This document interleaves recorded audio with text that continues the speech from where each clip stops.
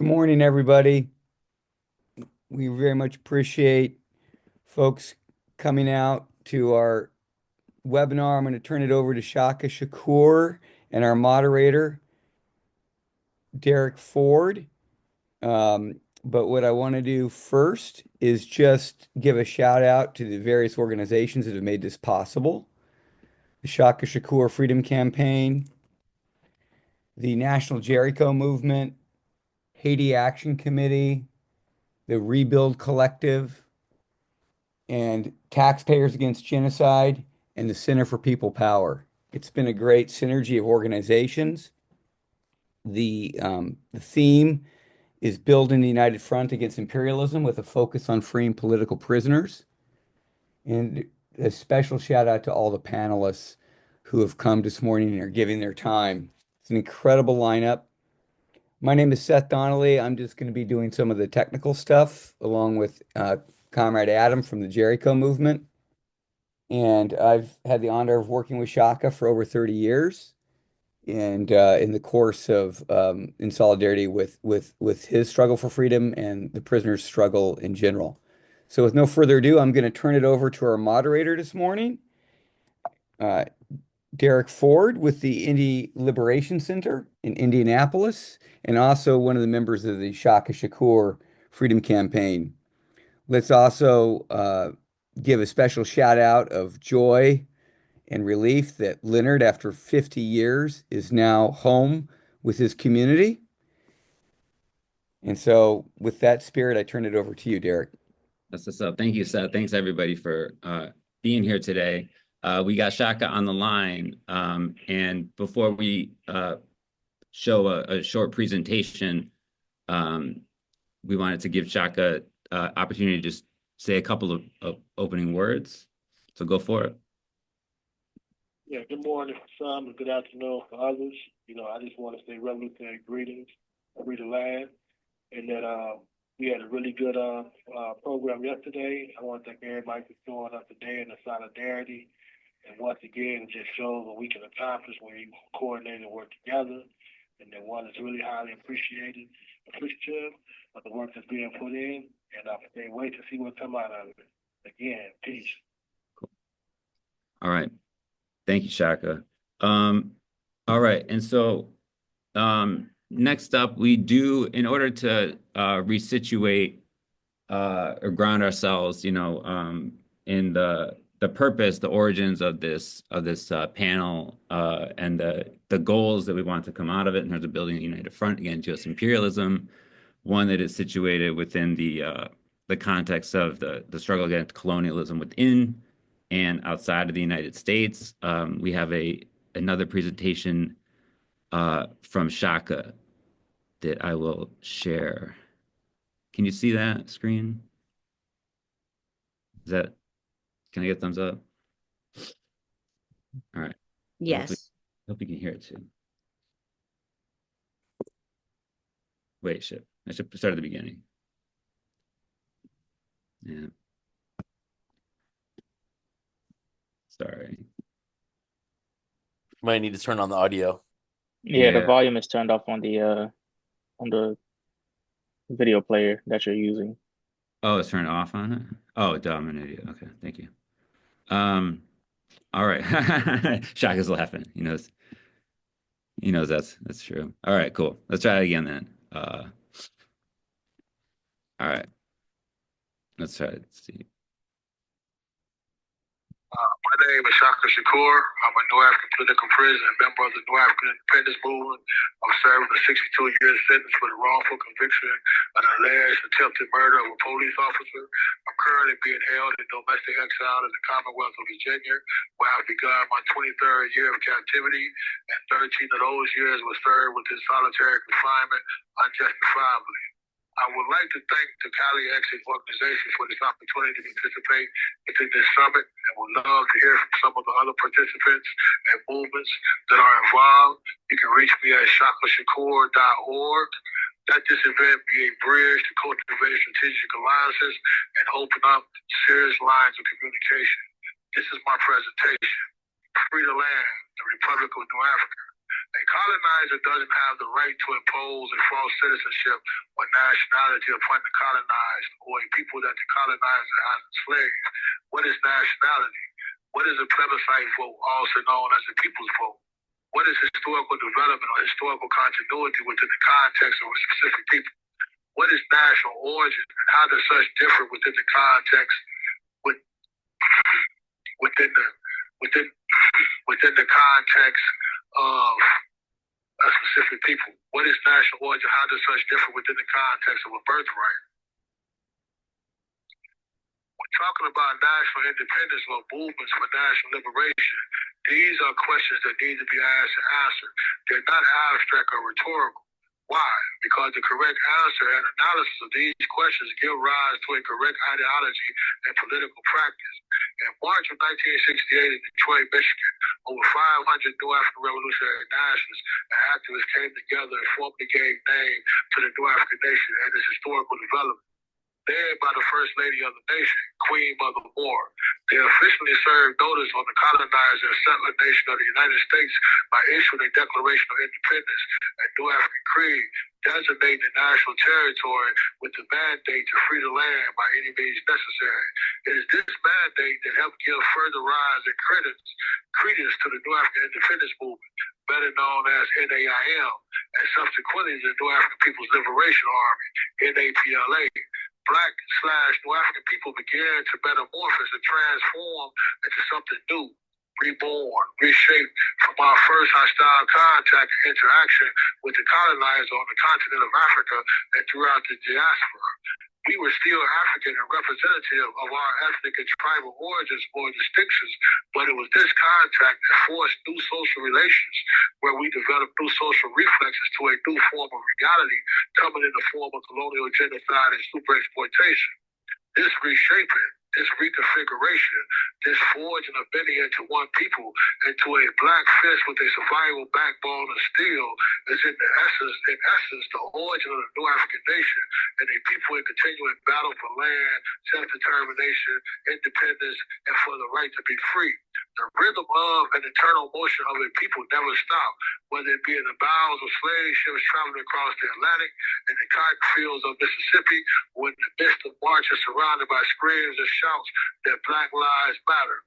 As descendants of freedom fighters and in the tradition and legacy of the Maroons and our ancestors, we have a historic right and duty to land and the right as a people to decide what we want and whether we want to declare our separation from the U.S. government and its oppressive authority.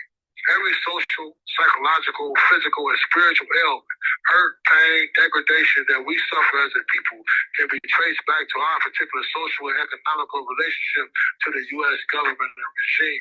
Always remember that an oppressive power does not have the right to impose second-class citizenship upon an oppressed people through force or manipulation, nor do you have the right to abandon people into a constitution that such people had no participation in or representation in drafting. If you do not think this struggle is real today, listen to the Trumpers talk about Project 2025. Listen to his minions talk about redefining birthright. Listen to the language they use when they talk about mass deportations and mass detention centers and use of the military and military bases. Pay attention to how similar this language sounds like World War II and Nazi Germany.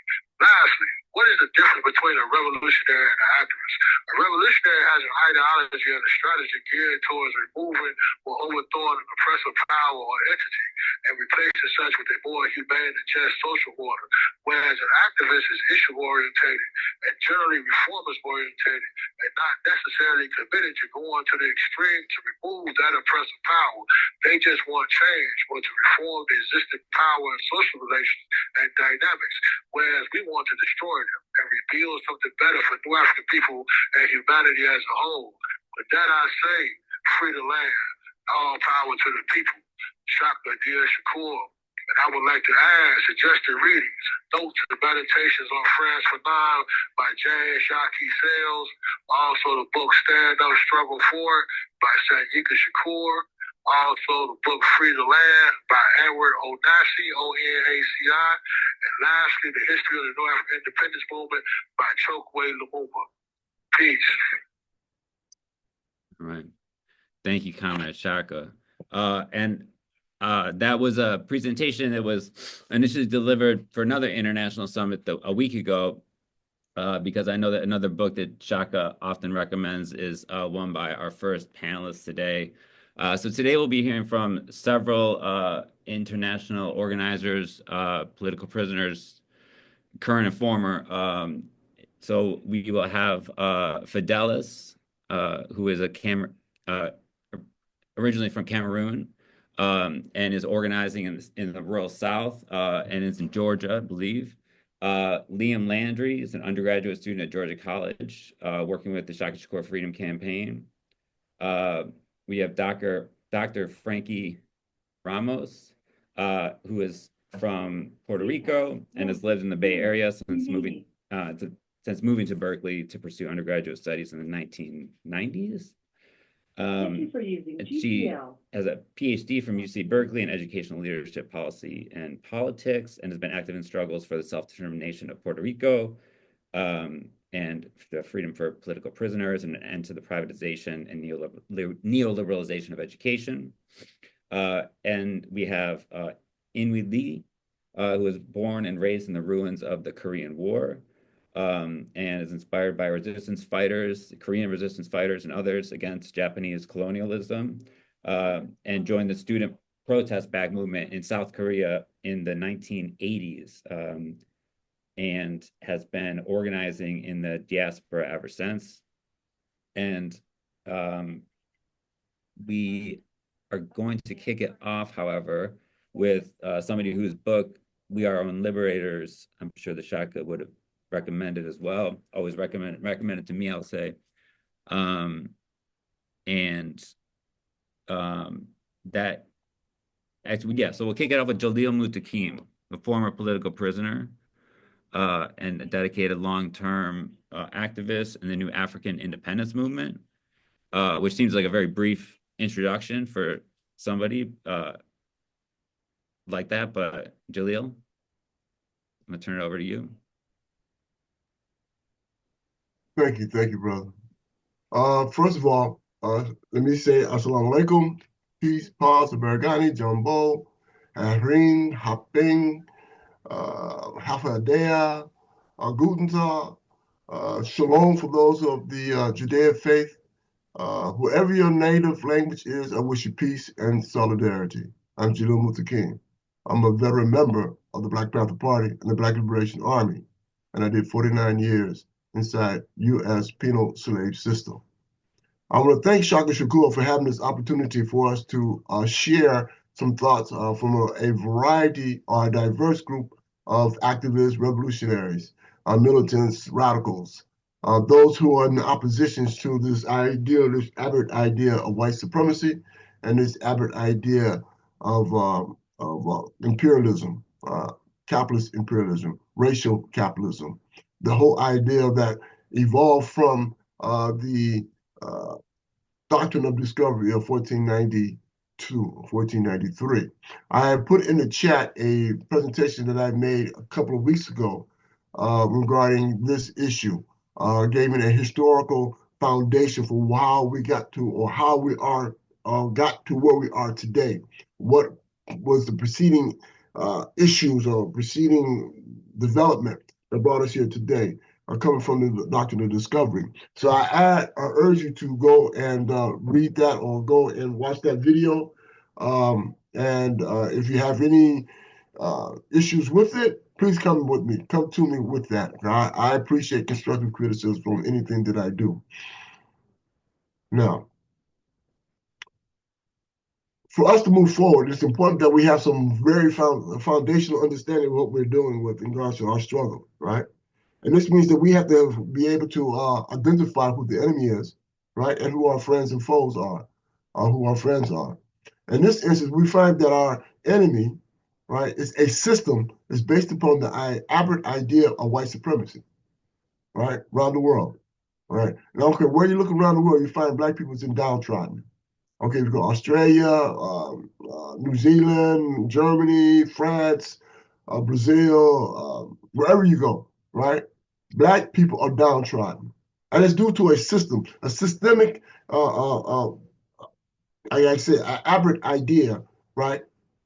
That black people, brown people, indigenous people are inferior to white people. Okay. That's a major problem that we have to confront. Why? Because it's genocidal. That's why. The idea that one people are superior than other people means that other people are valueless or have less value. Right? And therefore, we can subject it to the possibilities, in this instance, the probability of genocides. That's what we're confronting. Right? We now have a neo-Nazi who is the head of the national defense of this country. That's serious. He's the head of the Air Force, the Navy, the Marines, the Army, the National Guard, Coast Guard, a Nazi. I cannot emphasize that even better. You have a Proud Boy, a white supremacist, who is the director of the Center for Counterintelligence. Do we see what kind of dire condition this is? They are determining who they're going to target. And you know who they're going to target? Who they already identified as black extremists. We've been targeted. January 6th, when they went into Congress, that was black people, brown people, indigenous people there, with bodies all over the Congressional Plaza. You know that. Why not them? Because they're on the same page. And what did they go for? What did they do that for? To nullify the black vote. And naturally, if you nullify the black vote, what else you nullify? You're nullifying black power. Because we've been taught, we've been indoctrinated to believe that if you have the right to vote, you have the capacity to determine your own destiny. Or at least influence that possibility. Their goal was to nullify the black vote. And if you nullify the black vote, you're nullifying black power. If you're nullifying black power, you're nullifying black people. Let's understand what's going on here. Okay. So in as much as our struggle investigates the ideals of internationalism, or investigate the idea of imperialism, right? Let's understand that imperialism, and I use an analogy of an octopus, right? Has its tentacles all around the world, sucking up the resources, sucking up the labor from other people. More often than not, people of color around the world, right? And then once when you cut off a tentacle here, you cut off a tentacle there, right? Neo-colonialism, colonialism, they're breaking free.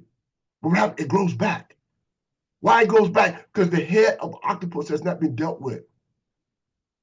And as we well know, that empires are not destroyed by external forces, they're destroyed by internal forces. When the people inside the empire decide they're done, no more. Right? And we're not there yet. Because of the degree from which we've been indoctrinated into this system, to be assimilated into the system of white supremacy. That was the era of the civil rights movement. And that's why it's so important for us to move to divorce ourselves from the system of white supremacy and capitalist imperialism. Right? That's the only way we're going to save ourselves. We're to divorce ourselves from this system. Right? And it has to be deliberate. It has to be intentional. It has to be purposeful. It has to be planned, strategic. Right? And so in the chat, I also put in Folifac, right? A strategy, a front for the liberation of the African nation, as Shaka spoke about. The need for us to build our own capacity to liberate ourselves, right? If we don't do it, no one else will. And so in this instance, I will also thank Shaka for his efforts in terms of originally establishing and building towards with my dear brother Kwame Shakur, Prison Lives Matter. Another organizational structure that we have to lean into, right? Prison Lives Matter. In the top of the chat, I put in two information regarding Prison Lives Matter, a newsletter and also a an article, interview with Kwame Shakur. Okay. Now, maybe people don't really know that it was a Shaka who informed or educated, who raised Kwame, okay, and the development of the PLM, right? With ALC at first, and then evolved into PLM. That has to be resurrected. In terms of the prison movement across this country, we have to unify, right? An organizational structure. The PLM sets that foundation. And it evolves from out of Folifac, the struggle for the liberation of the African nation. Okay. So we have not talk. We know what the problem is. Let's talk about solutions. All right. And the solution is that we have to build a mass and popular movement. If you've not read my book, I suggest that We Are All Liberators. Go to the chapter, Mass and Popular Movement, and understand what the principles are. Because if we don't build a mass and popular movement, we're done. They're serious. And we have to be twice as serious as them. Or naturally, for Black people in this country, it's always been, we have to do more and better in order to be in instance equal. So imagine what it's going to be for us in regards to the struggle. We have no more time for a lot of talk and a lot of debating and so forth and so on, except towards developing ideological clarity. So this means this. You have to be anti-patriarchy. You have to be anti-capitalist imperialism.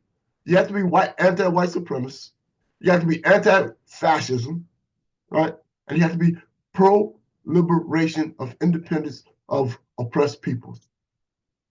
If you can get on that ideological foundation, we can unite. We can build. We can organize. Not only that, we can win. We can win. Okay. And so that is my message to this esteemed panel and to our audience, right? And we are in dire conditions today. The Confederates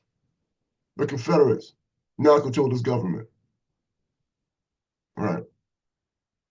And let's not even try to shade that, and not even try to, as I tell people, we will not free Palestine. Palestine is freeing us. And how is Palestine freeing us? To remove the blinders, right? Remove the shades. We can see that we live in a country that is based upon and belief in promoting genocides. Has from its inception. This history is based upon genocides and the enslavement of African people. What changed? Right? Modernity? Right? It become more technologically advanced in order to do so?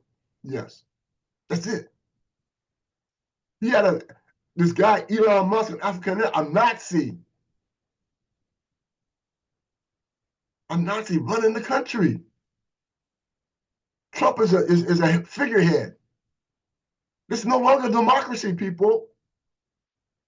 Even if it had been. Right? It's not a democracy anymore. You got 13 billionaires in the cabinet of the White House. 13 billionaires. What did I tell you? This is a plutocracy. The rich rules. Okay, so I say this as strongly as I possibly can. All right. We have to get organized. All right. We got to have ideological clarity. All right. We got to build a foundation for networking across the country. In 2021, the Spirit of Mandela, excuse me, because I'm trying to get over this flu. The Spirit of Mandela won a victory on October 25th, 2021. An esteemed body international jurors found the United States guilty of the charge of genocide against Black, brown, and indigenous people.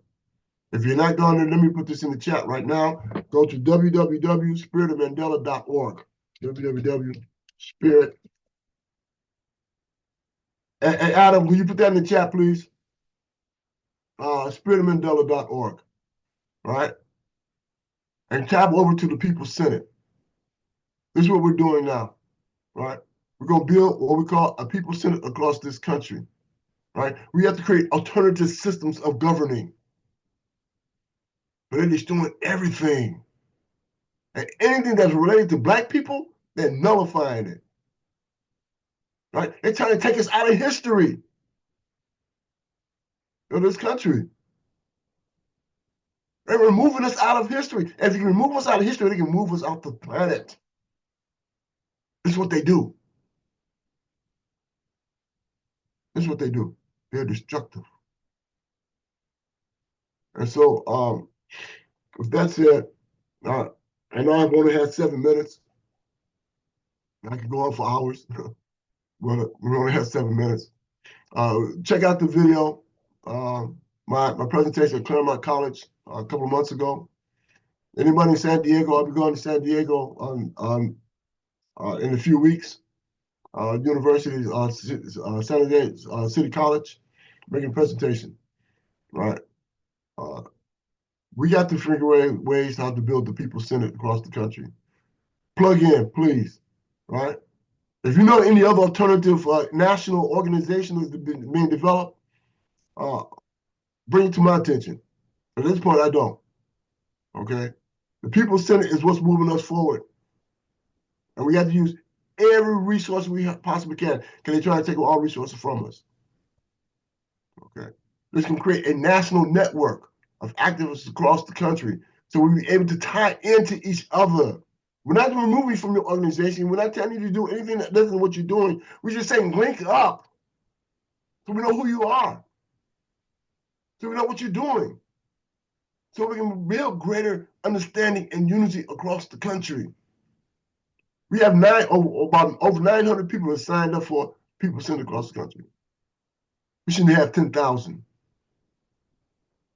So we break the country down into regions and create alternative systems of governing. This is our revolution.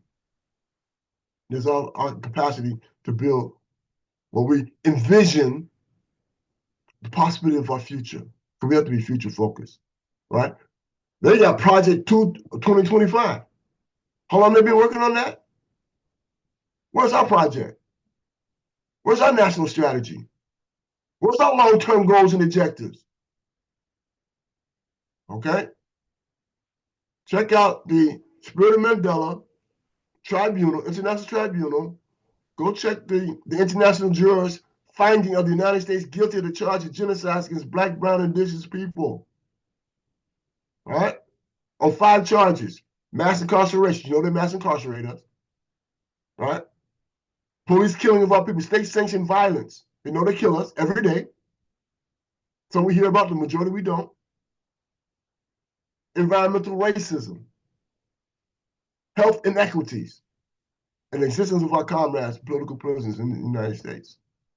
We got to fight for them. If we don't fight for them, who are we fighting for? Because they represent the best of us. They represent the ones who want to put up their life and their liberty in this fight.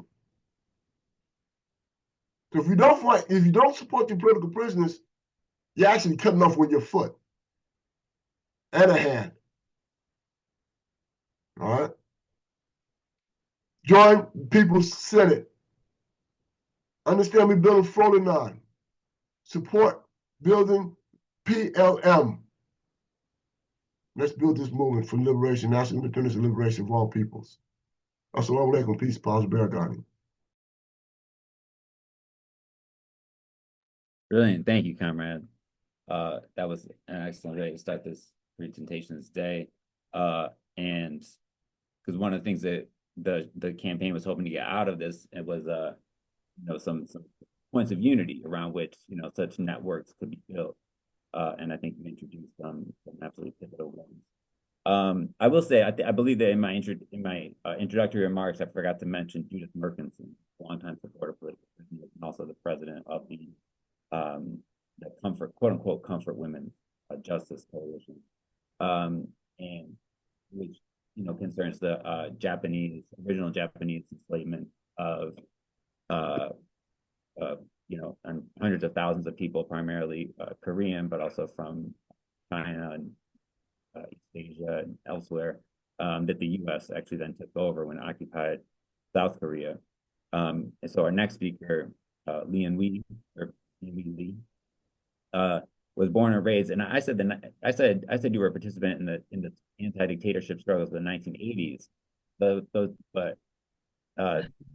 biography here says the 1970s. So I guess that's a point of maybe you can clarify that for us.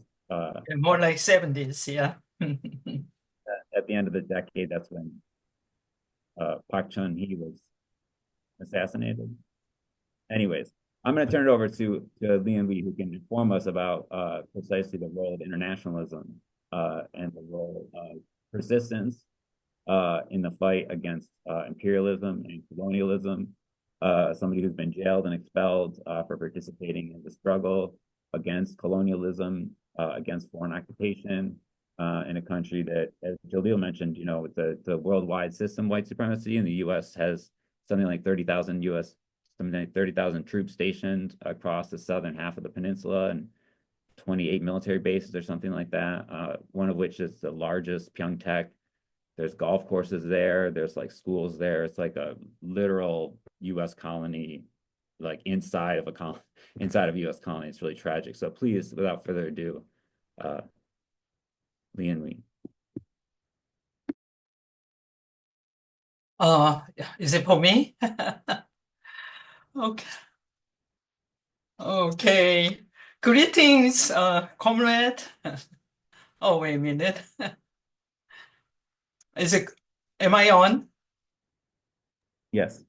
Okay. You're coming through very well. Okay. Zeng. Please repeat after me twice. Zeng. Dang. Zeng. Choosing. Struggle, comrade. Free Shaka Shakur, free Asata, free Mumia, free all prisoners, and Palestine, please free us. And my special thanks to Shakur family, because my kids, when we are living in Marine City, the hood in Marine County, they went to Tamalpais High School. They barely made it. My daughter dropped out, and their pride was Tupac used to live in Marine City. So thanks to you, the Shakur family. So it's my great honor to be here with you all. I about 50 years ago, in April, I was a college student, and I was a senior studying to be an English teacher, and I organized the protest, students' protest against the military government. And the same day, we all got arrested, and I went through the military martial court, and I was expelled the same day, and put them in, went through jail. And then I had no place to go because you protest, then they think you're communist, the commie, and under the National Security Act, National Security Act, we can be killed if we got involved heavily with the protesting.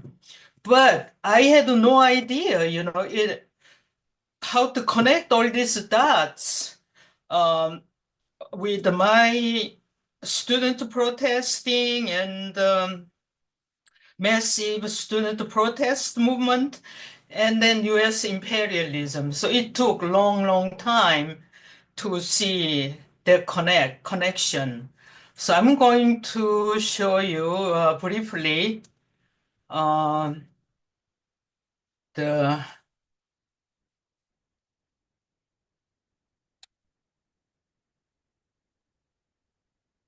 So this is really correct map. South Korea is totally colonized by U.S. Military. And since 1866, they invaded the Korean Peninsula. and people fought back, and then they brought Navy, and then 1871 they occupied, and then they also made a deal with the Japanese Imperial Army, and then agreed to occupy the Korean Peninsula. And during this time, and we had sex slavery, we call court comfort women from over 200,000 women from all over Asian countries, and mostly from the Korean Peninsula. And then meantime, we are fighting like hell.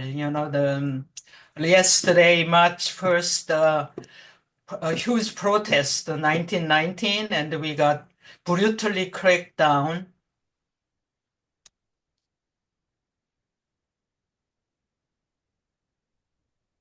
And then, like everywhere else, people always fight. This is our freedom fighters. And then 1947 in Jeju Island, April 3rd to 1954, we had over 30,000 people massacred by National Army that's backed up, supplied weapons, money from USA. And then they all rounded up, and then they all got killed. And this is the families grieving today. And then 1948 to 1945 and 1948, we had military government, U.S. military government. And then, as you know, there is Korean War. And doesn't it look like just like, Gaza right now, the Palestinian, young youth, all rounded up by IDF. So our national army rounding up all the communists in the neighborhood. And this is Pyongyang. That just look like a Gaza today. Nothing standing, all bombed out by US military. And this is Pyongyang today, North Korea. But the problem is, South Korea, we are glorifying USA imperialism. It's beautified, glorified, romanticized, and even sanctioned. And this is General MacArthur, all the politicians go and paying their respect. And US Army, we are glorifying them again. And 1980, May 18, Gwangju, southern city where people's uprising, and then our own military brutally cracked down on people, protesters, all rounded up, and then the civilians got killed. And last year, a Nobel laureate, literature laureate Han Gang writes about all this, the grieving of May 18, 1980, and people are protesting heavily. And then this is, wait a minute, 1980s, 80, 70, we had June, we had a final huge national popular movement, and then college kids getting killed. And the tear gas was normal back then. So then this is today. This is happening right now. There is right-wing US-backed pro-USA protesters always comes out protesting with our flag and USA flag, because we are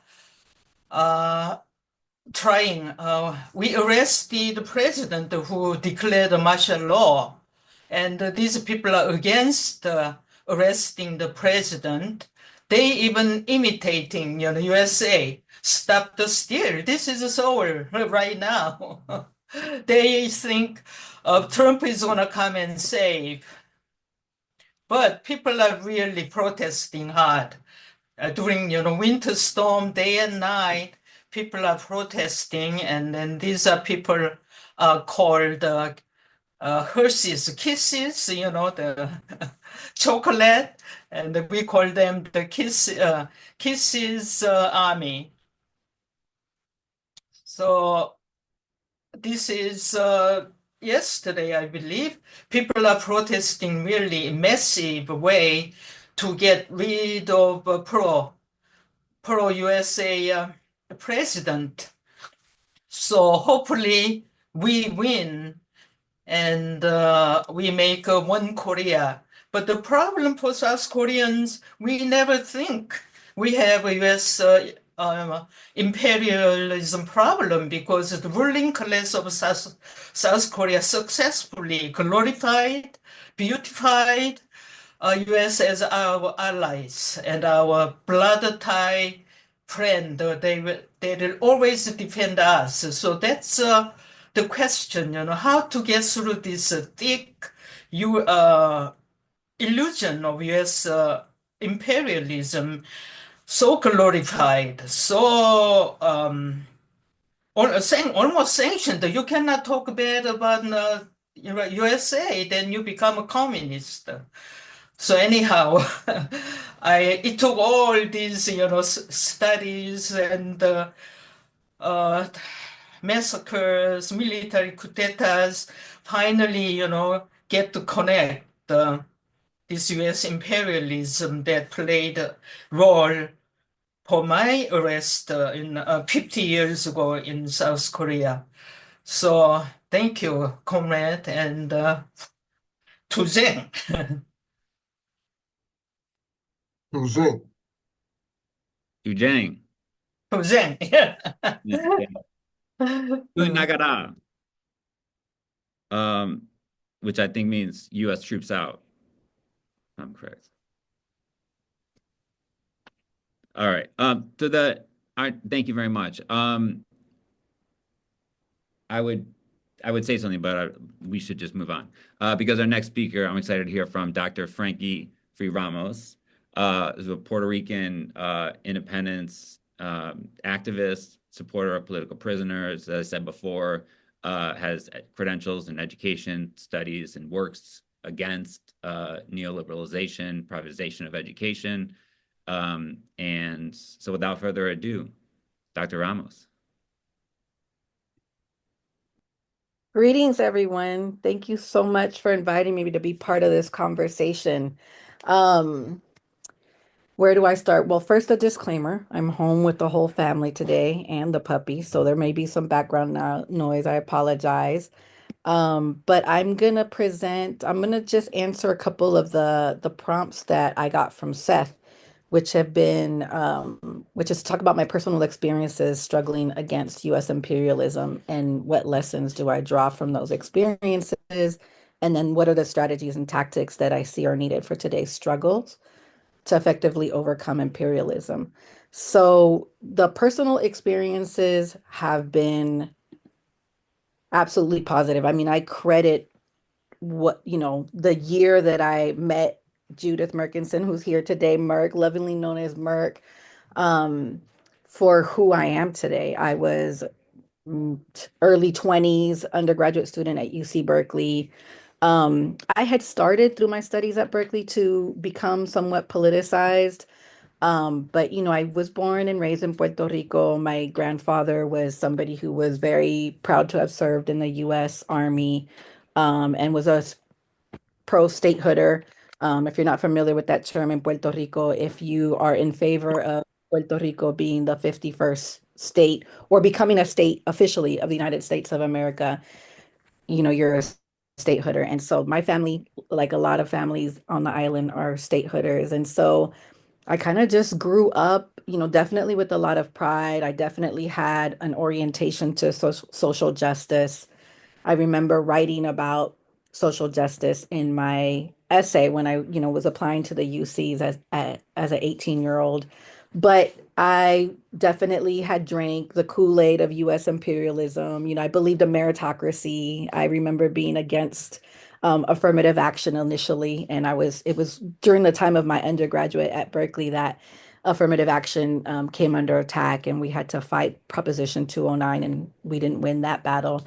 But anyways, it was when on campus, a good beloved comrade Khalil Fantauzi started a Puerto Rican club on campus, and because we had, I think at that time, five of the women Puerto Rican political prisoners were incarcerated at the Federal Correctional FCI Dublin, which was not far away.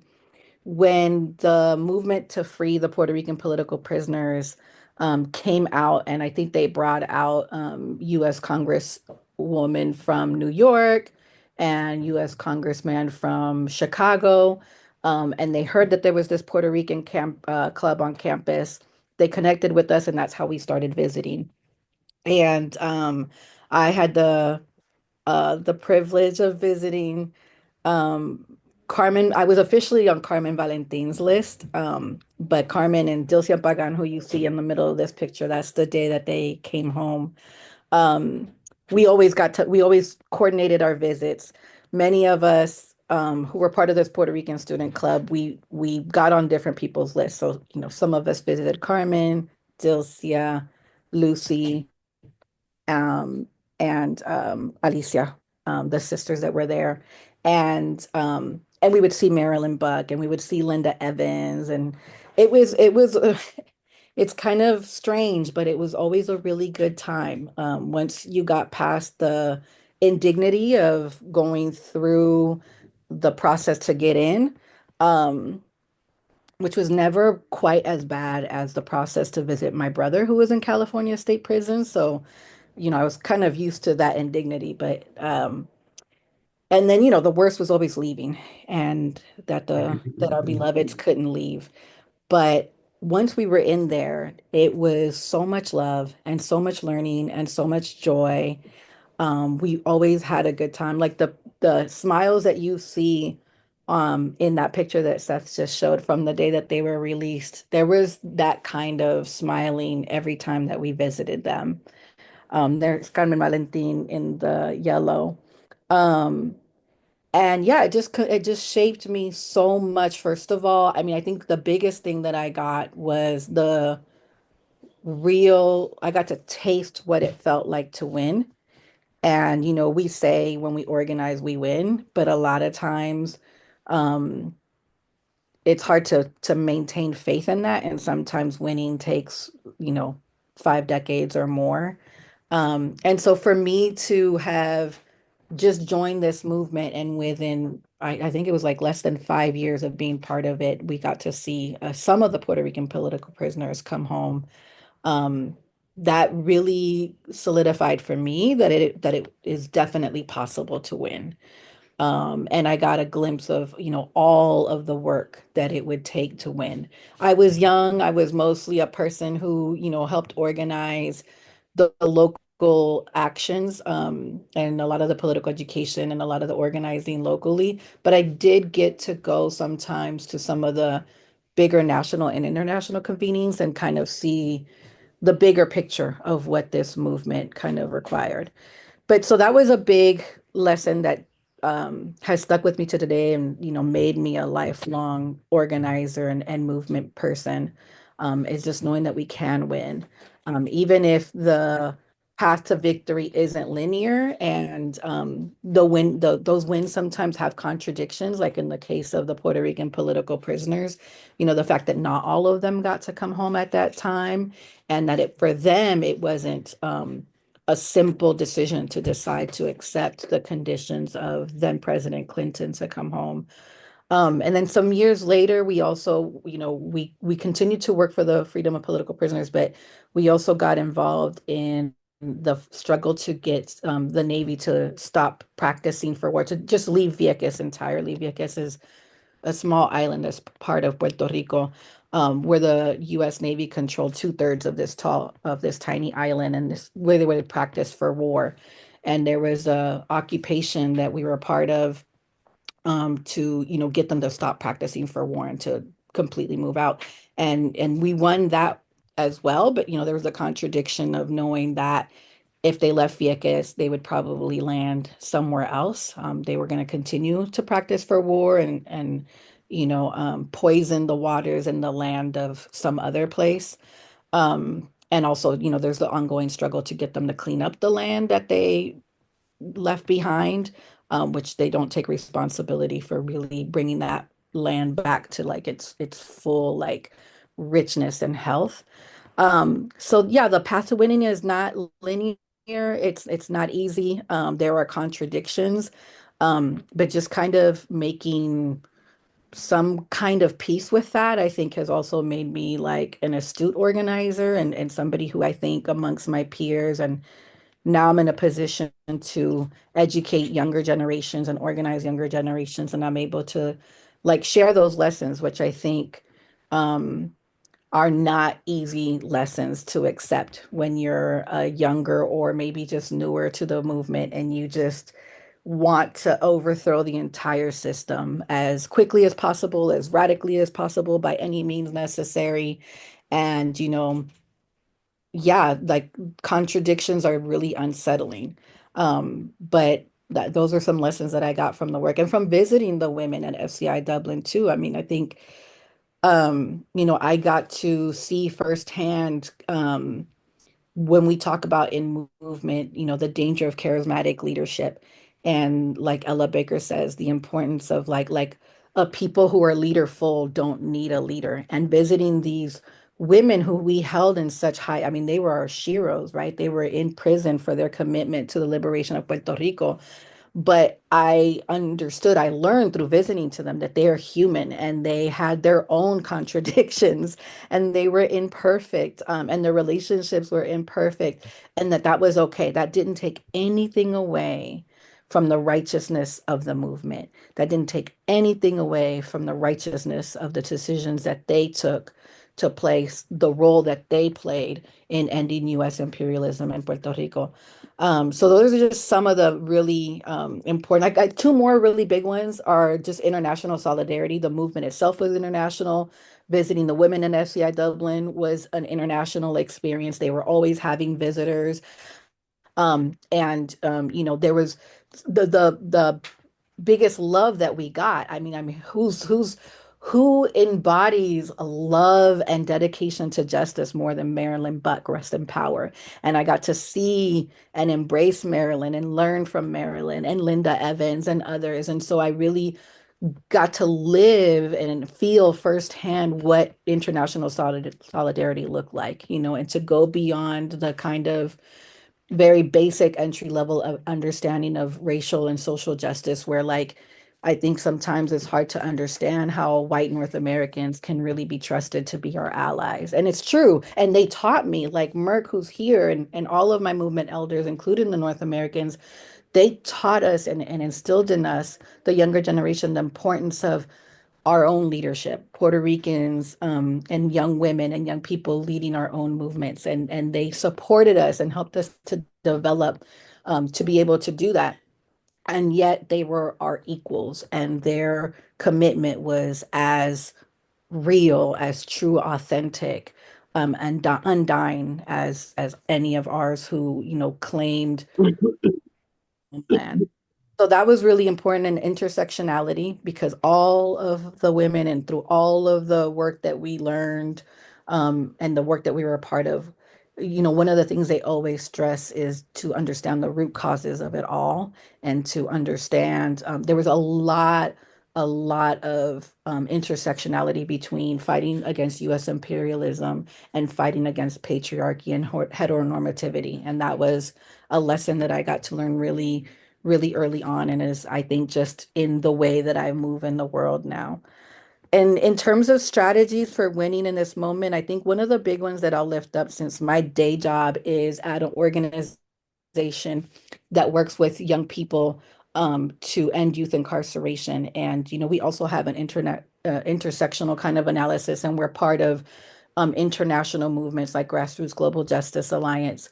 But my work every day is working with the younger generation, and there's so much um value in what I learned from younger folks who are living in this world and understand things that I don't understand and have a way to reach the masses in a way that I don't. But I have this skill set and this experience that is also very valuable. And then my elders have even more wisdom and experiences that they draw from. And I think one of the really important keys to winning all the things that we want to win is to make our movements intergenerational. So that's my 7 minutes. So I'll end on that note and pass the mic.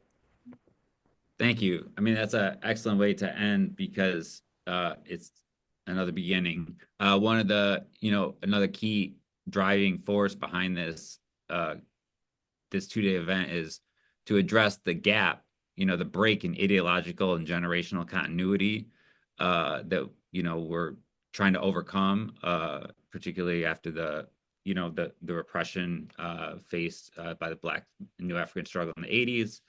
And the left more generally in the 1990s. And so thank you very much for that and the entire presentation, of course. And so next up we have Liam Landry, who's a current undergraduate student at Georgia College, working with the Shaka Shakur Freedom Campaign and also with the mutual aid group that you have there, which is called the Georgia College Mutual Aid Society. Yeah, that's it. All right, cool. And y'all do a lot of work for the campaign and for political prisoners. Mm-hmm. Yeah. All right. Excellent. Please. Yeah. So I want to say thank you to Shaka for inviting me to present at this panel on such an important topic. I know we're running short on time, so I'll try to be as quick as possible. But there are 3 things I want to primarily highlight in this little presentation. Firstly, the colonial reality of the United States. Secondly, kind of a brief history, understanding of the modern conception of like New Africa and the Republic of New Africa. And thirdly, its importance and its necessity within the overall movement of revolution in the United States. So let's get started. So I'm going to be relying on Fanon here, but I think I may be preaching to the choir, but the United States is, without a doubt, a colonial entity, right? We can look at the genocide, oppression, and occupation of indigenous land as a clear example, but also in the abduction and the slave trade of the Black people in this country. And that is really what the focus of this presentation is on.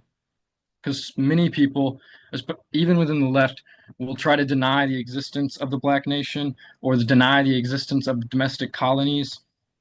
But when we really look at Fanon, especially the quintessential figure in anti-colonial theory, he notes that the existence of the settler and the native is one that's marked by violence. And I cannot think of a greater violence than the forced abduction and relocation of an entire people to a completely unknown land, forced to labor for the benefit of white owners. Furthermore, when he says that the world is cut in two, that is something we can still see now, here, today. I can give you a personal example of where I live. The North Side, primarily white. It's a wealthy, affluent area. All of the grocery stores are up on the North Side. The businesses primarily on the North Side. Meanwhile, the South Side is primarily Black. It's impoverished. The streets are cracked, have potholes. There's no lighting. This is that divide, like plain and simple. It's the world cut in two. So the colonial reality of the United States is not only historical, but it's present, it's current and going on. And so that brings us to the Republic of New Africa, and Shaka already kind of highlighted this history, but it was officially founded March 31st, 1968 at the Black Government Conference, where over 500 Black radicals came together to discuss the existence of the Black nation. These people had varying political beliefs, but they agreed on a few things. Firstly, the existence of the Black nation, which they dubbed the Republic of New Africa. They agreed on a Declaration of Independence. They created and elected the provisional government, which had the mandate to free the land. And so, with this understanding of colonialism ongoing in the US, the establishment of this provisional government and the national territory, which is, as this picture in the corner shows, South Carolina, Georgia, Alabama, Mississippi, and Louisiana as the subjugated national territory. It leads me into this third point that I wanted to highlight, which is the necessity for this movement, the necessity for new African liberation within the overall struggle here in North America. Here pictured is Chokwe Lumumba, a lifelong new African revolutionary, former vice president of the provisional government. And I think in his essay, Roots of the New African Independence Movement, he puts it very plain and simple, the reasons why this is so important. The liberation of New Africa contributes to the struggle because it begins the break with the colonial entity that is the United States. It is a concrete, established national form that we can struggle for, instead of simply the concept of socialism or the concept of liberation as an abstract. The New African independence movement gives us a clear guideline, clear national territory, and a clear program of fighting. It's incredibly important, along with the other national liberation movements within this settler colonial state. So the indigenous movements, Puerto Rican movements, Mexican movements, Hawaiian, Caribbean, all of these national liberation struggles must coalesce to deal that striking blow to the colonial entity that is the United States. And yeah, so I wanted to talk about kind of one of the things that I view as the way it's coming about, the way it's being fought for. And so I wanted to highlight the Jackson Kush Plan, which is a great document, and I encourage all to read it if they haven't, about building this grassroots movement, this community struggle, this mass movement that strives to liberate the new African territory from the rule of the colonial entity that is the United States. And there are 3 points that I quoted here: the building of people assemblies, the building of independent Black political parties, and the building a broad-based solidarity economy. And this is, from my point of view, incredibly important, and it's necessary. If we want a true mass movement, a movement that is relying on the people, then we have to be with the people. And we have to tie these movements, as Comrade Jalil has said, to the wider struggle.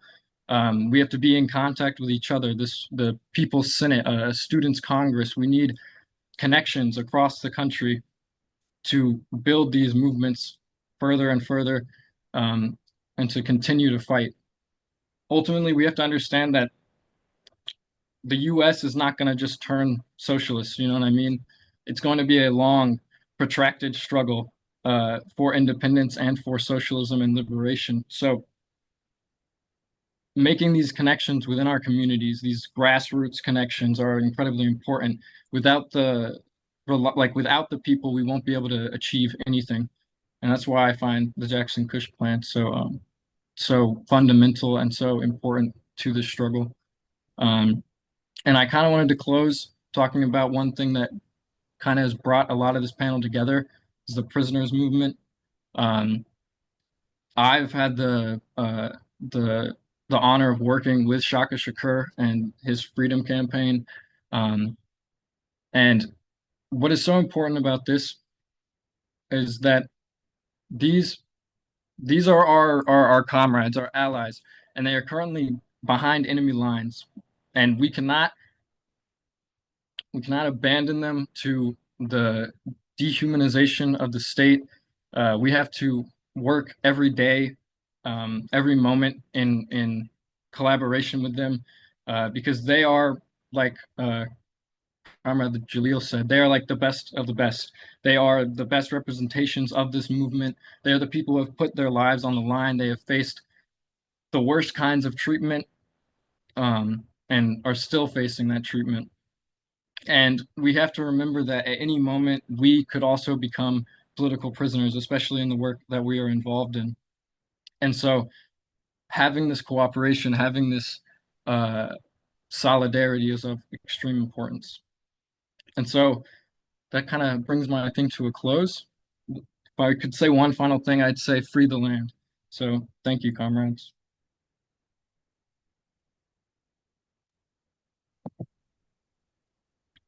All right, beautiful. Thank you so much, Comrade Liam.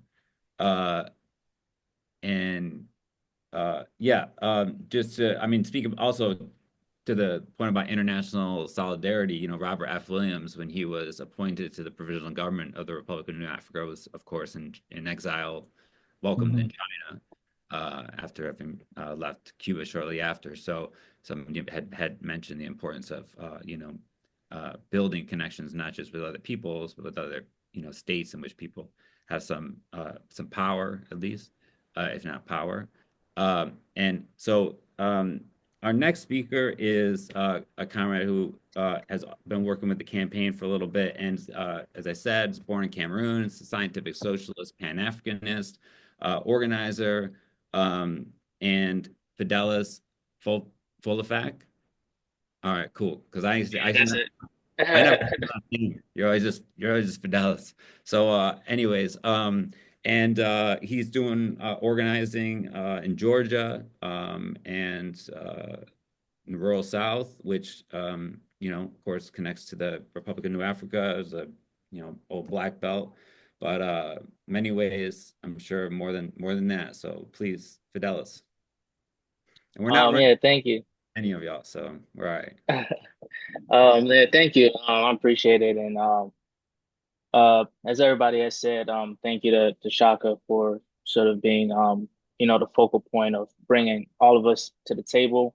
And as Derek has mentioned, my name is Fidelis. I was born in Cameroon, and I've lived in different places. I grew up in Canada before moving to the United States in 2010. And so, you know, I've been in the US for about the last decade or so.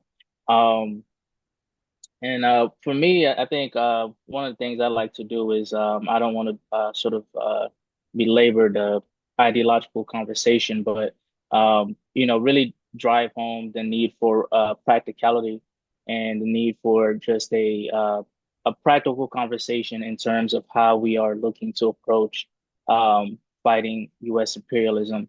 And one of the things that I think has recently, I've always, you know, since when I was 15, one of the first pieces of revolutionary literature I read was the autobiography of Malcolm X. So Malcolm X is a very center figure in terms of my ideology and the way in which I approach things. And more recently, I think what has sort of continued to fuel me is, for those who aren't aware, Cameroon has been going through a political and sort of a violent crisis for the last 7 to 8 years, which has displaced a lot of people in the country. It's created a lot of food insecurity. It's created a lot of just lack of basic necessities and has disrupted the lives of many people.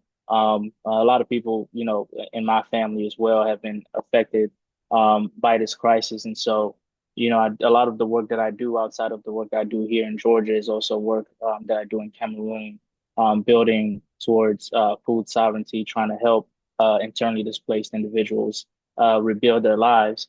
And so that kind of brings me to my point about just practical conversation. I think that more than anything, I don't think that there could have been any ideology that could have brought me to the point that I'm at now, outside of just the day-to-day frustration that I experience as you know, someone who belongs to an oppressed community in the world. And I think that for me, and I'll take from another political prisoner, George Jackson. One of the quotes that I read in Blood in My Eye that really stood out to me is he says, "A revolution is tied to dependence on the inscrutability of long-range politics It cannot be made relevant to the person who expects to die tomorrow. There can be no rigid time controls attached to the process that offer itself as relief, not if those for whom it is principally intended are under attack now. And the reason I really appreciate that quote is because that's how I feel every day. I think that for a lot of the ideologies or organizations that I've been introduced to throughout my years of being involved in struggle, there was a sincere lack of urgency. There was really, I never really got this sense that, um, you know, the people or the organizations that I came across were looking to, as George Jackson says, make revolution, which is what he describes as the task of the revolutionary, right? It's to make revolution. And in order to make revolution, I think that you have to operate with a sense of urgency. And I think the reason why we've gotten to this point where we have a Donald Trump in office, and we have Elon Musk running around the White House, and we have all of these different things that are happening internationally and locally, is because I think for the last few decades, there has been a sort of lack of urgency in terms of making revolution happen. Heightening the contradictions to lead to revolution happening. And so, that's one of the things that I try to keep at the forefront of my mind in terms of strategy is maintaining a sense of urgency, understanding that the longer that this goes on, however, we understand that this is a long-term struggle, and that's something that I understand as well. But I also understand that the longer it goes on, the more people are dying that could have been prevented from dying, right? The more people are dying from hunger, the more they're dying from homelessness, the more they're dying from, acts of violence by police forces or by military or things like that. And so I think in order for us to be able to really build a united front against U.S. imperialism, we have to really prioritize local movements, local organization, and we have to, I think, we have to stop letting the conversation be so inward facing. The conversation has to start facing out towards the people, right? There's things that George Jackson and Kwame Ture both, speak a lot about is that, as organizations, as, elements of a vanguard, we are not going to be the ones to bring about, what that line is going to be that's going to lead to the moments of revolution. It's going to come from the people themselves, and so if we aren't prioritizing, local movements, I think are really going to be not just the backbone, but the skeletal and muscular structure of a national and international united front.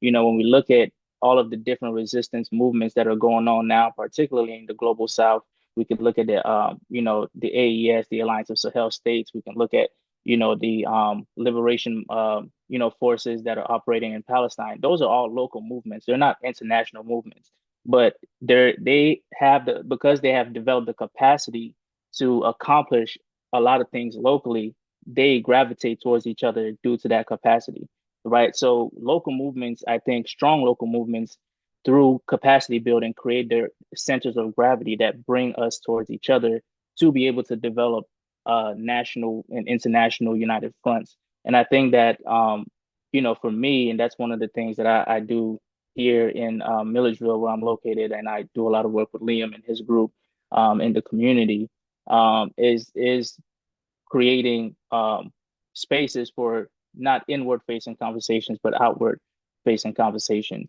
right? Where we are literally on a literal day-to-day basis, every day of the week. We are in the community, engaging with people, in both, ideological aspects, whether it's our book club, whether it's, community forums that we host on a monthly basis, or whether it's on a practical basis of actually, building, when we say, needing to build alternative systems of governing, that starts with building alternative infrastructure and alternative institutions. It starts with building alternative entities that can speak to the basic needs of people. So, we're building community gardens, we're building community collaboratives, and we're doing all these different things. And as we're doing these things, what we're finding is that this is helping for people to gravitate towards each other, to be able to now start having conversations as to what do we need to do to be able to continue building and to be able to see, certain progress. And so I think that, in speaking to the strategies that, we need to sort of take on to move forward, to sort of kind of borrow from Fanon, borrow from George Jackson, borrow from Kwame Ture, all these very important figures in, Pan-Africanism and scientific socialism, is that it has to be a people-centered conversation, and that the people have to be at the forefront of the conversation as well. But not only that, as a scientific socialist, Kwame Ture reminds us that revolution is a scientific process. And so for that to be true in the way in which we're going to move forward, I think that there also has to be some objectives that are put in place. I think what I've seen, for me in a lot of leftist movements is revolution feels very subjective, right? And making it subjective doesn't make it scientific, and so if we're going to stick to it being a scientific process, there needs to be some clearly established objectives as to what revolution is and what it is that it needs to accomplish for you to be able to call yourself a revolutionary, or for your organization to be able to call itself revolutionary, the work that it's doing to be considered revolutionary in the first place.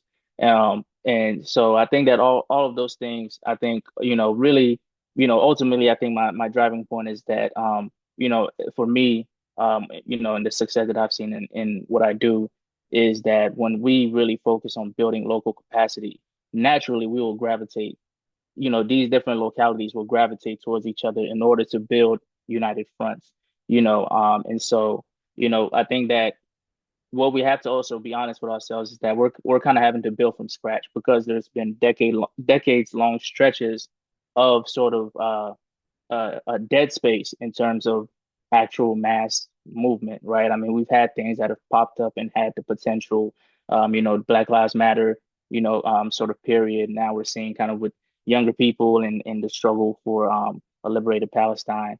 We're seeing potentials there, but there's been a lot of dead space in between those times. So we really have to build from scratch and build local capacity.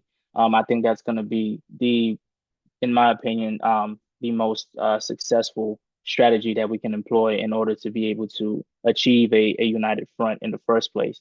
I think if it's just, activists speaking to each other, I really don't know that that's going to be very fruitful, versus allowing people to have the capacity to speak to other people, allowing communities to have the capacity to work with other communities, and allow them from there, we'll see the birth of a naturally and really strongly organized united front from that point.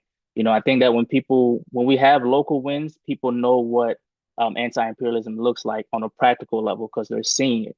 When we liberate them from the shackles of capitalism on a local level and in the shackles of white imperialism on a local level, they'll understand what it is they're fighting for, because everybody's not a visionary, and that's something we have to accept, right? So some people have to see it to believe it, and that has to be our priority as well. So that's my presentation. That's what's up. Thank you so much, Fidelis. Yeah, say less. Our final speaker is Judith Mirkson, or Mirk, as she's affectionately called. And before Mirk begins, however, I'm just going to put a link in the chat for those who want to follow up in this effort of, organically constructing a kind of united front against U.S. imperialism that's anchored in the struggle to free political prisoners and the New African Liberation Movement. You can fill that out, and somebody will be in touch. And also, at Shaka Shakur's website, you can find his most recent pamphlet from the Republic of New Africa Palestine, National Liberation in Context, which I think, really draws a lot of these different threads together, showing the emphasis on, base building in our communities and how that relates to, international networks of solidarity between different forces and agents. So speaking of international solidarity, Judith's work, in addition to supporting political prisoners, is as a president of the quote-unquote Comfort Women Justice Coalition, which we've learned a little bit about, but I'm sure she will talk more about. So please help me welcome Judith. Hi, hi everybody. Yeah, can we make this full screen? Yeah. Yeah. Thanks. Hi, everybody. It's really an honor to be here. Thank you so much for inviting me. it's very difficult to be the last speaker of 2 days because people have said so much that you want to say. But I have this poster here that we put out in the 1980s. And the great thing about it is that most of the people on this poster are now free. And that's because we built a movement that was continuous and that we didn't give up. And many times people say to us, I remember, when it got to be like 40 years, 44 years, like, how do you keep on doing this? And my reaction always was, how could I not? People are in prison. And I understand that if you don't build a movement around political prisoners, then you're not preparing yourself for the future. And as Jalil said, you're not supporting the very people who risk the most. And that's why we have to continue to build a movement of around political prisoners and look at the fact that every country that's struggling for liberation against imperialism has movements in support of political prisoners. And it's one of the things that unites all of us who are struggling and who are fighting for a really different world. And I want to show how international this is. You can see this as Mumia, who's one of the last of the older, like Shaka, political prisoners. His name is known throughout the world, and people understand the importance of what it means to support him and what it means in terms of the context of fighting white supremacy in the United States. So everybody here has talked about internationalism. And I think but I want to go further. I believe that if we don't have an internationalist perspective, and for many, many years we haven't, then we can't build a movement to defeat imperialism, because US imperialism is an international movement.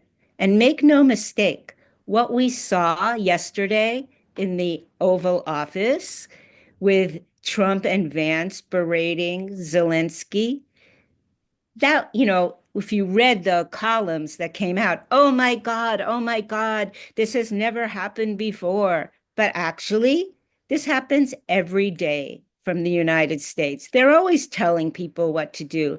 They just don't show it publicly. And one of the places that this happened was in Haiti, when President Clinton berated President Aristide before he went back after the 1991 coup. So this is just all the time. And if we don't see that happens, if we don't see that the United States does that, we can't understand how to defeat the United States. And so we combine the issue of freeing political prisoners. And this, you see that we did movements to free Oscar. And you see this is from the Philippines, and this is here and from Haiti. All of these places were part of freeing Oscar Lopez Rivera, who was freed in 2017. I'm just showing these slides just to show just a general thing about internationalism, basically, like what it means. So in the past, it's been a very, very dark period. And I think for many of us who have been activists for so many years, we feel like this is the worst that we've ever seen. Maybe this is what it felt like in the 1930s for people as they watched fascism develop. But for us, we are living in a neo-fascist or even a fascist state. We have a total fascist and racist and male supremacist as the head of the government, as Jalil talked about. And we do not have a left that's united. It's very weak, let's face it. So in order to build what some people call a united front, what other people call a mass movement, we have to come together. And we see the beginnings of that. Like, there are very dark days, And then we see what happened around Palestine, that millions of people, led by the Palestinian people, have risen up. And the repression has been very bad. I'm not just talking about the fact that they've obliterated Gaza and they're intent on doing the same to the West Bank, but people who have actually struggled for the liberation of Palestine, especially in the academy, have been punished for it. Although the punishment so far hasn't been that extreme in terms of people going to prison, but we have to, one of the reasons we have to support political prisoners is because it will get more extreme. And if we don't have a movement that acknowledges political prisoners, then those people, number one, aren't going to take the risk, and number two, aren't going to be supported. So, and here we see two comrades that people know quite well from Palestine and Haiti, how they're showing international solidarity. How do we do that? The only way, and this is actually a picture of George Floyd on the wall, on the apartheid wall in Palestine. So sometimes I think it seems that we just can't do anything, that it's so bleak. And yet, all of a sudden, something rises up. And that was actually what happened when Israel, the Zionist entity of Israel, began, with the support of the imperialist entity of the United States, began to bomb Gaza. But that has to be sustained. And the only way that those movements, we're building a movement, and the only way that we can sustain a movement is through organization. And whatever organization you can join is important. It can be the People's Senate, it can be your local organization, it can be ILPS, it can be, there are many, many, many organizations being formed. But the importance of these organizations is, I think, as Jalil said, anti-patriarchal, anti-capitalist, anti-white supremacist, and of course, anti-imperialist. And in order to be the anti-imperialist, the one thing that I want to talk about is that we can't every 2 years go into the Democratic Party. And what we've seen in the last decades is that every time there's a political election, half the left goes into the Democratic Party. And we really have to resist that. We have to build a resistance movement. We have to build a movement that does not cooperate. We have to build a movement that is willing to take extreme risk. And so everybody doesn't have to go to jail. Everybody doesn't have to get arrested, but we have to have a range of people who are willing to go in every way that we can to build a movement and to build cooperation and solidarity between ourselves. And unless that we do that, unless that we can see that this is possible, unless we are willing to be activists, unless we are willing to devote our lives to this, then we won't be able to build something. I feel like, Frankie said that something that I felt was very, very important, that we have to build from each other, that we have to learn from each other, that we have to respect each other, that we have to build a movement. Yesterday, the moderator said, "What are you looking forward to?" And I would say, we're looking forward to a world that is of liberation. And that liberation has to include not just against capitalism and racism, but also around gender, and allows people to be whoever they want to be. It's significant that Donald Trump and the Republicans or the fascists have particularly targeted trans people and queer people, and of course women, in as well as people of color. But the fact that they're so crazy about trans people and see them as such a threat means that we have to do everything that we can to support people of all genders. And we have to do that, really embody that, because if we don't do that, then we're not supporting a future of liberation.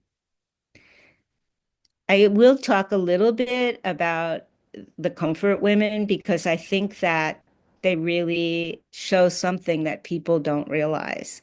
You know, when the comfort women were, as speakers have said, during World War II, the Japanese Imperial Army sexually enslaved probably 500,000 women, brought them into brothels because they felt that their soldiers had to have, quote, sexual release. And these women were raped, some for years, some for months, over and over and over again. And when they came out, when the war ended, the irony of the situation was they were punished. They were stigmatized because for some reason in this world, when women are raped, we're the ones who are blamed. And I always think about, how does that happen? And I realize, like, men want to rape, especially during war, but they know it's wrong. So they blame the women, and that gets them off the hook. And then the women are stigmatized. So these women, they went home, really, they were girls. They went home and remained silent for 50 years. And then because there was a women's movement in Asia, they began to speak out. And in 1991, Haksun Kim, a Korean woman, broke the silence publicly. And as a result of her breaking the silence, she did something. She unlocked a flood, and hundreds of other people came forward. And at the same time, there was a movement by women of the former Yugoslavia who were also experienced sexual slavery and mass rape. And they came together and they changed international consciousness. And they changed the perception that rape during war, which had been considered completely normal, was a crime against humanity and is now considered a form of torture and a human rights abuse. And these were just, quote, ordinary women. And yet when they came together, they changed something so fundamental in world history. That's what can happen just when you don't think that it's possible. Just like we began to change the perception, the Palestinian people, of Zionism in the past 18 months. Actually, we have broken the back of the Zionist entity in that regard. So it is possible. But rape is happening, war is happening in so many places in the world. And I can't forget about Haiti. I'm a member of the Haiti Action Committee.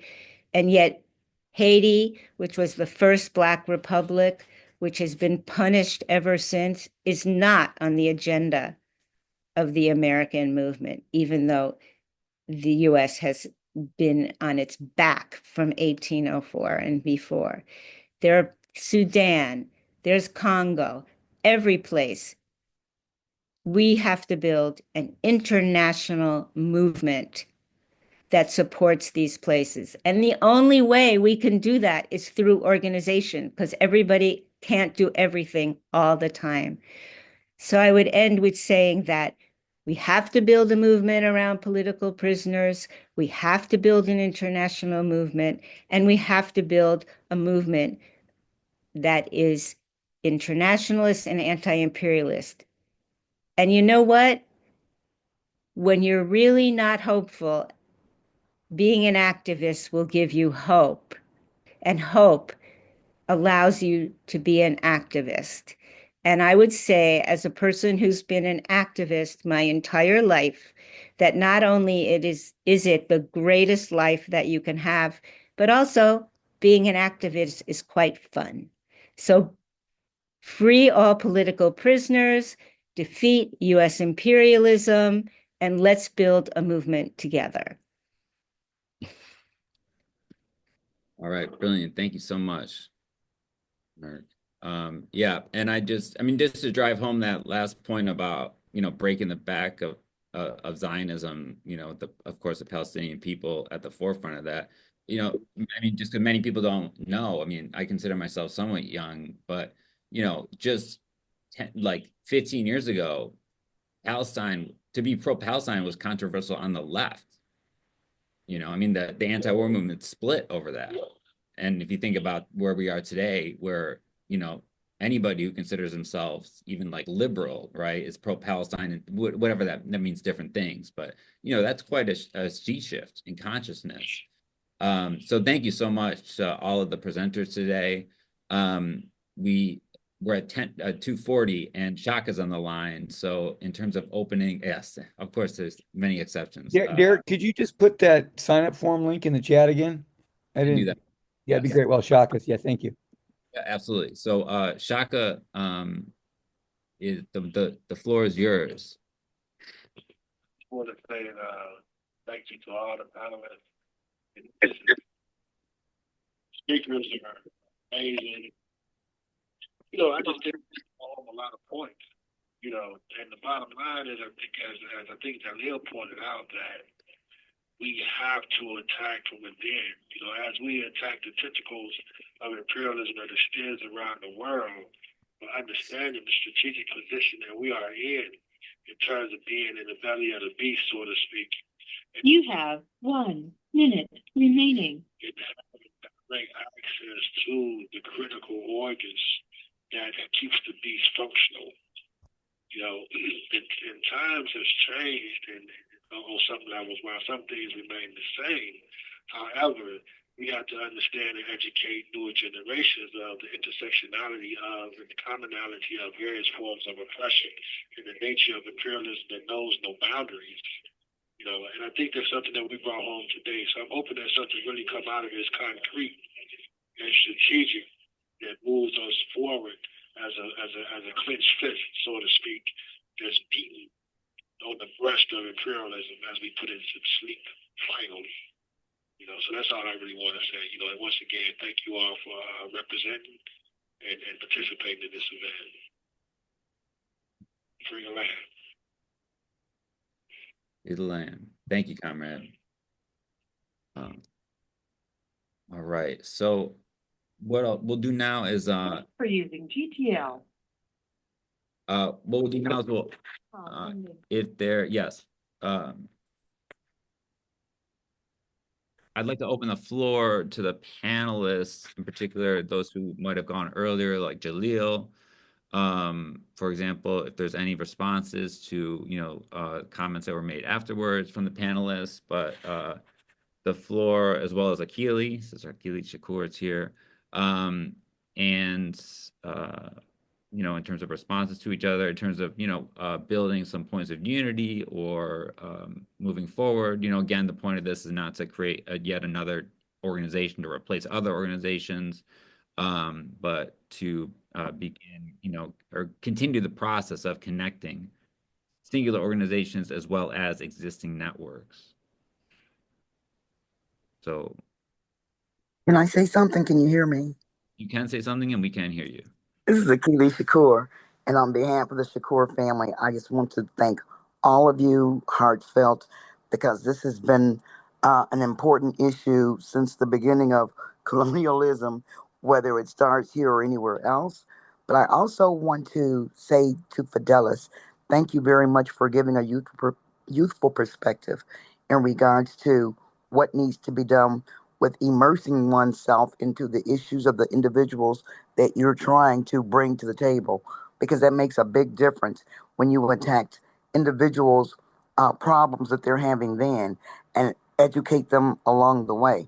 And that's something that I don't think that I see enough. We do a lot of conversations for individuals who know the language, who've been in the struggle, and they've got all the right words to say, but those actions that come out of all of this within communities that have not been educated politically makes a big difference, because people are drawn to you by what you do and not as much as what you say. So thank all of you all. You guys have been doing this, for forever. I'm probably older than most of you, so I know how that feels. And I want you guys to just, keep doing it. And like she says, it's a way of life. This is not a club you join. This is a way and a commitment of life. And you don't get a chance to quit. You don't get a chance to retire. You only get a chance to continue. Love you guys. Love you too, Key. And thank you for that.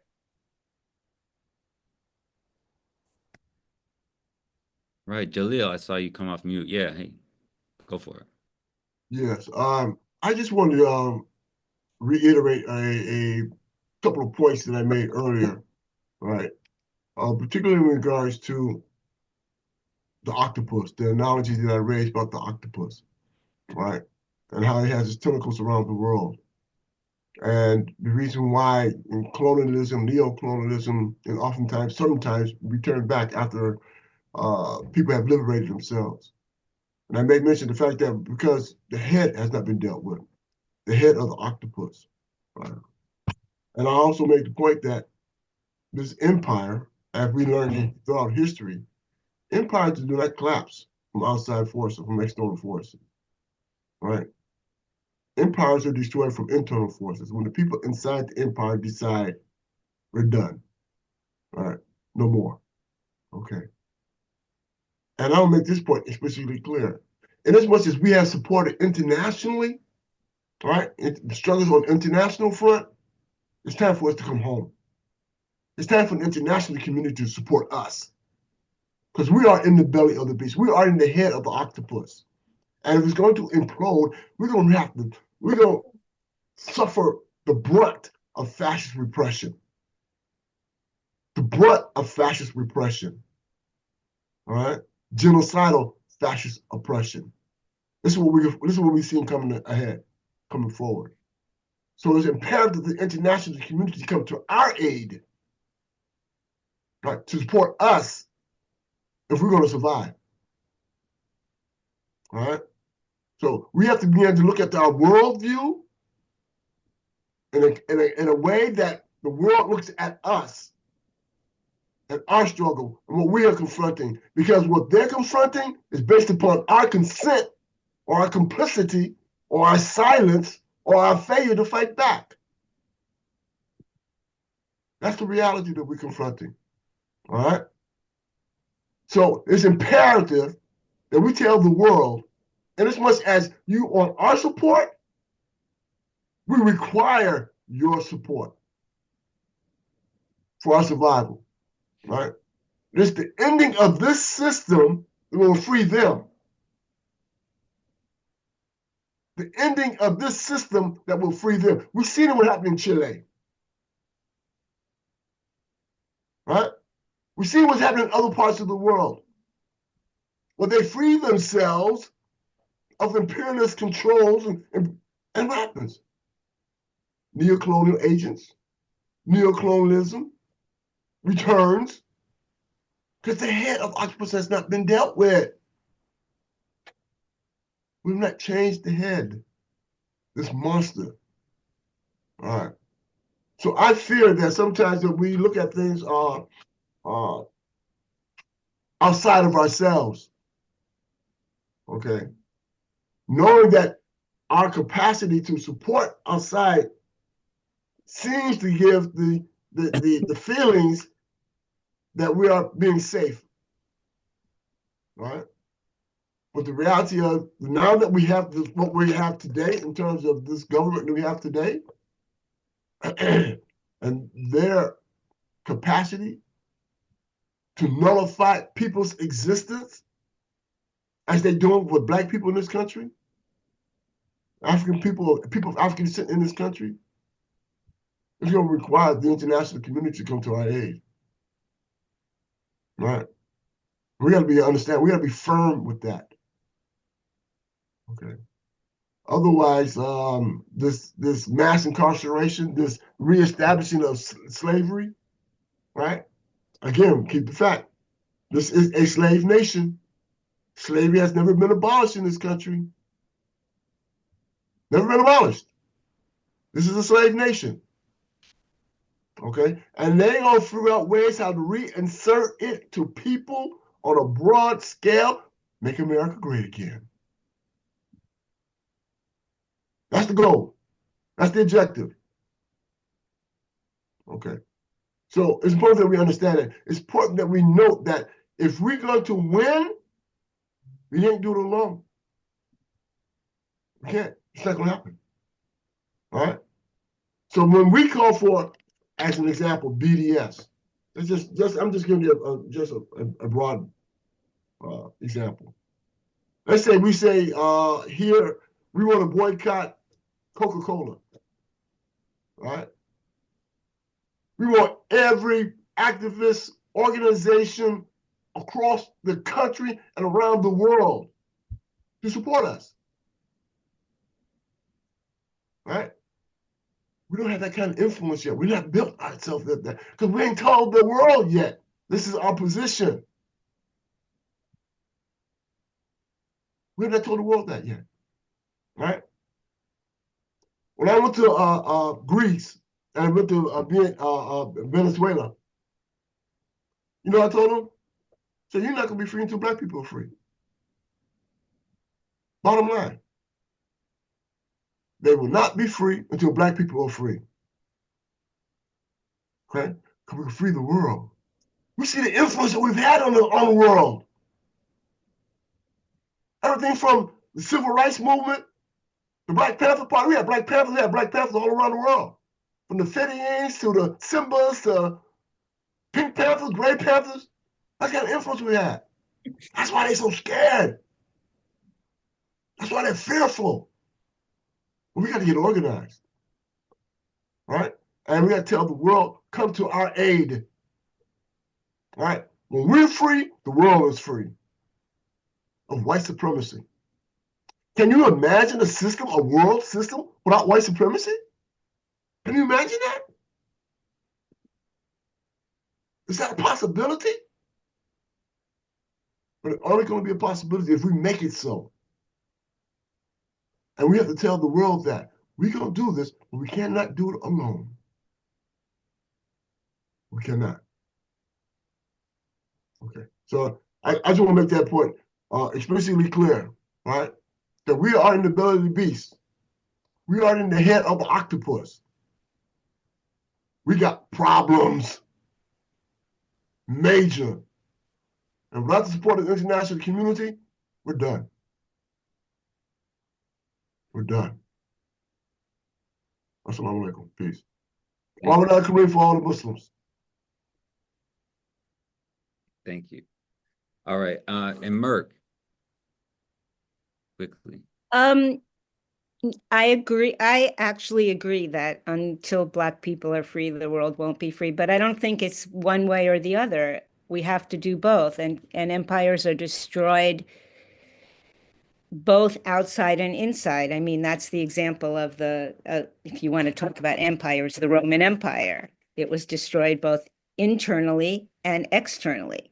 So I don't see it as one or the other. And I do actually believe that when the United States, when movements occur in the United States, they are supported outwardly, but we have to stop the genocide that is going on around the world in our name.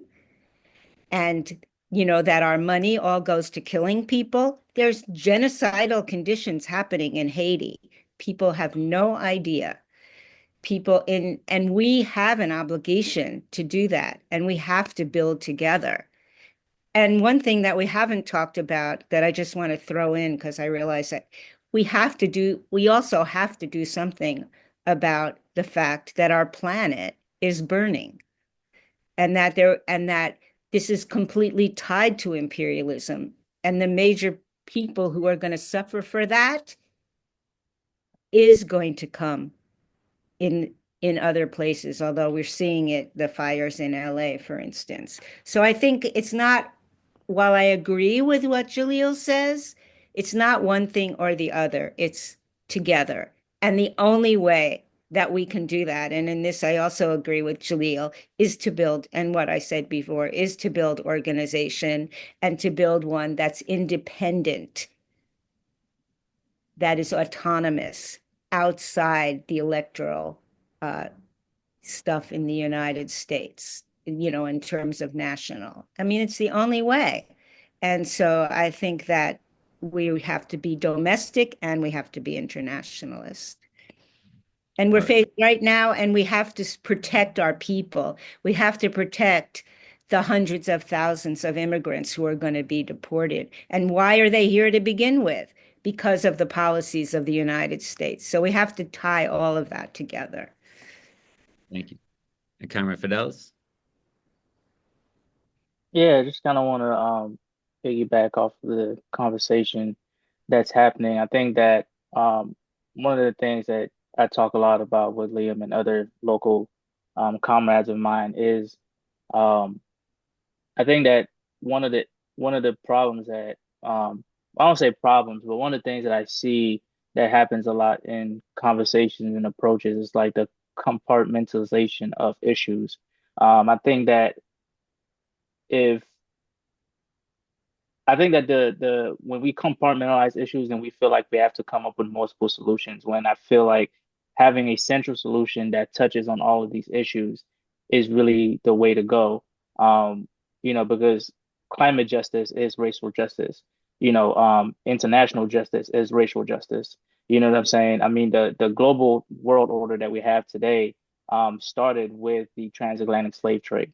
And so when we are speaking to all of these issues and we're speaking to what the fundamental the problem is, I think that again to kind of look to scientific socialism and the school of thought of Kwame Ture is understanding that the world that we live in today was built off of the oppression of African people and the exploitation of African people, as well as what happened to the indigenous people in the Americas at that time as well.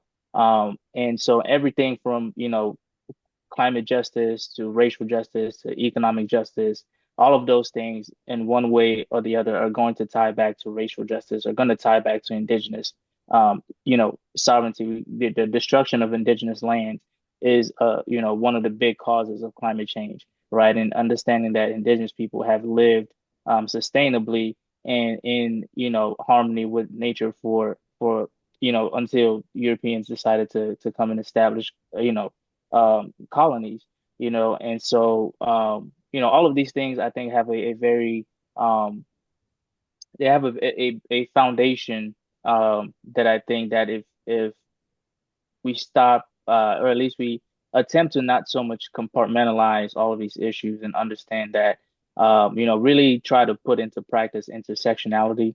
I think that, the solution is we're going to exhaust ourselves a lot less trying to, um, you know, be in all these different spaces at once, when we realize that all these things really exist in the same space. And so, if you're going to be an environmental justice activist, you have to be a racial justice activist. You have to be an anti-capitalist, right? You have to be anti-patriarchy. You have to be anti all these other things as well. One doesn't happen without the other, and I think that once we get to that point, again, creating those, centers of gravity and movement, everything I think is naturally going to coalesce together because it's going to have to, right? You're not going to have to force a coalition because a coalition is going to be necessary. We're going to need everybody at the table. One is not going to be able to function without the other, you know?